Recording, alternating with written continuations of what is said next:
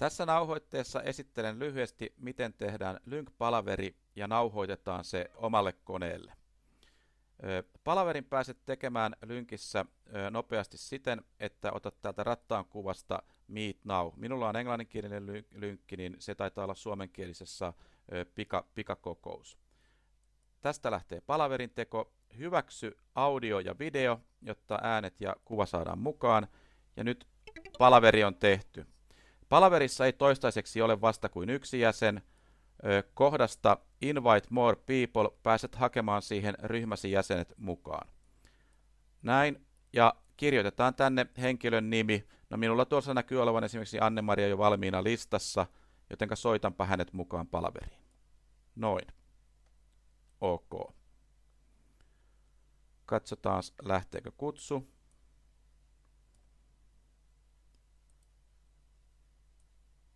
Moi Anne-Mari, rupeako kuuluu? Moikka moi, kuuluu kyllä. No niin, hyvä juttu. Eli saatiin palaveri aikaiseksi. Se, mitenkä tällainen Lync-palaveri sitten nauhoitetaan, niin täällä oikeassa alakulmassa on 3 tällaista pientä pistettä, More Options. Ja täältä löytyy Start Recording, eli aloita nauhoitus. Jos painan siitä, niin nyt tämä Lync-palaveri nauhoittuu omalle koneelleni. Myös Anne-Mari tuolla omassa päässään halutessaan voisi nauhoittaa tätä samaa palaveria omalle koneelleen. Ja kaikki, mitä nyt sitten näytöllä esitetään, jos vaikka halutaan jakaa tästä omaa näyttöä kavereille, niin, niin se sitten nauhoittuu tähän kyseiseen videoon.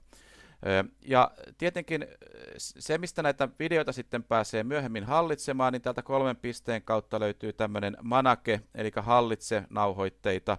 Ja kun sen klikkaa auki, niin täällä näkyy, mitä nauhoitteita on jo tehty ja mitkä ovat menossa.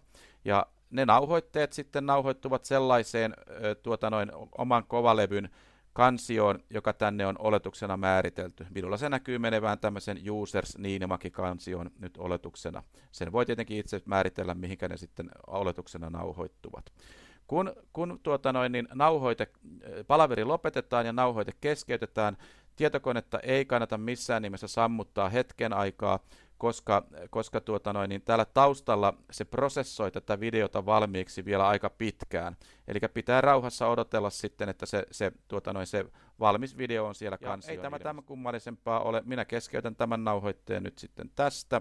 Stop recording, noin, ja tämä Lync-palaverin nauhoite keskeytyi tähän.